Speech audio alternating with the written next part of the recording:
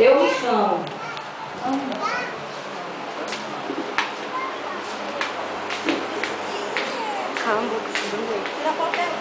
Nasci no dia 15 de setembro de 1959, na cidade de Tianguá.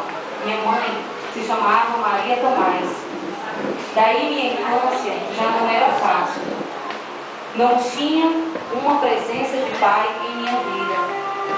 Trabalhei desde pequena, muitas barreiras o inimigo colocava já na minha infância. Minha infância foi curta. Aos 16 anos, eu estava me casando com a Ida, que até hoje é o meu companheiro. Com ele, tive 4 filhos, que se chamam Paula, Ayrton Júnior, Lindenberg e o meu mais novo, o Daniel. Com essa família, eu fui.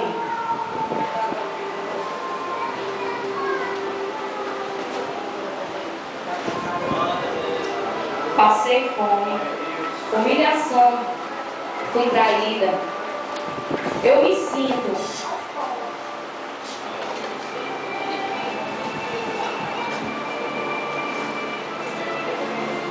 ousada por tomar uma decisão que ninguém ainda não tinha tomado. Eu fui.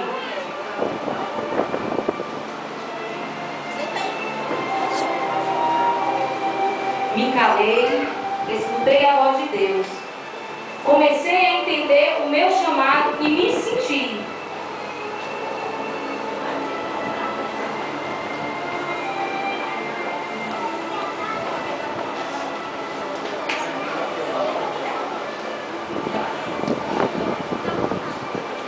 Por estar na presença de Deus com os meus filhos. Mas pode ter certeza, não foi fácil. Tive que ser.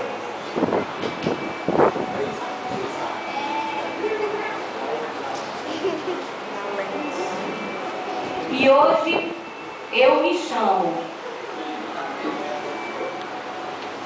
Aos olhos do Pai, você é uma obra-prima que Ele planejou.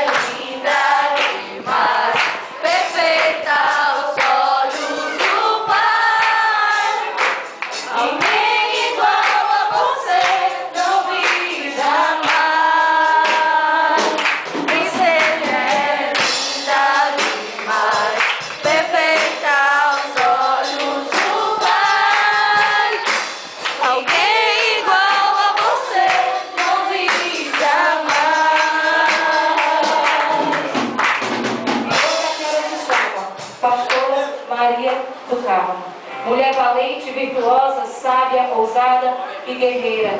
Na Igreja Evangélica Recanto Manaim.